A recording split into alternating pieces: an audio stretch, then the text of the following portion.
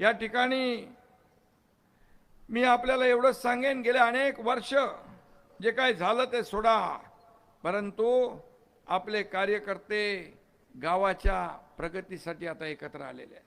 गावकरी गावाच्या प्रगतीसाठी एकत्र आलेत.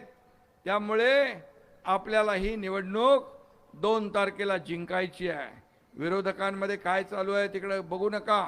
कोण कोणाचा उमेदवार कुठं कोणी चोरलाय, कोणी कोणाला पकडले, कोणाला घेतलंय.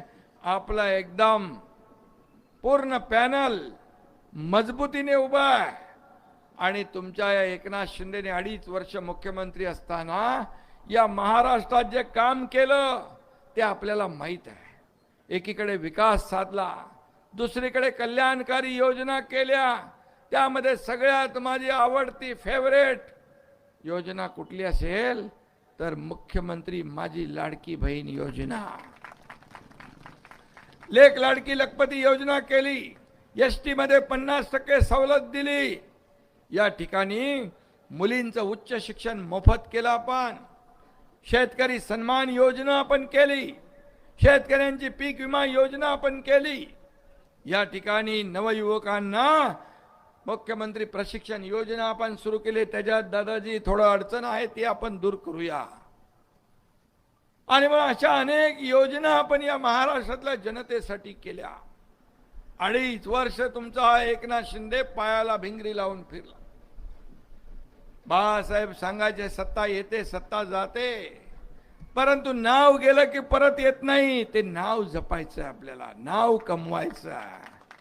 किती पैसे कमवले, किती प्रॉपर्टी कमवली, किती संपत्ती कमवली, यापेक्षा किती माणसं कमवली आणि किती माणसांचं प्रेम कमवलं हे माझ्यासाठी महत्त्वाचं आहे.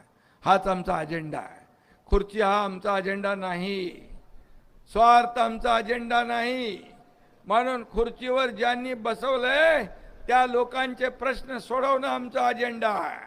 या अजेंडावर आम्ही काम करतोय.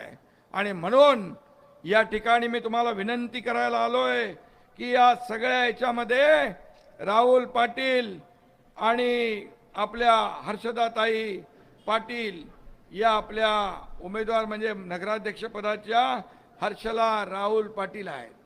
आणि त्यांच्या सोबत तुमची 20 लोकांची टीम आहे.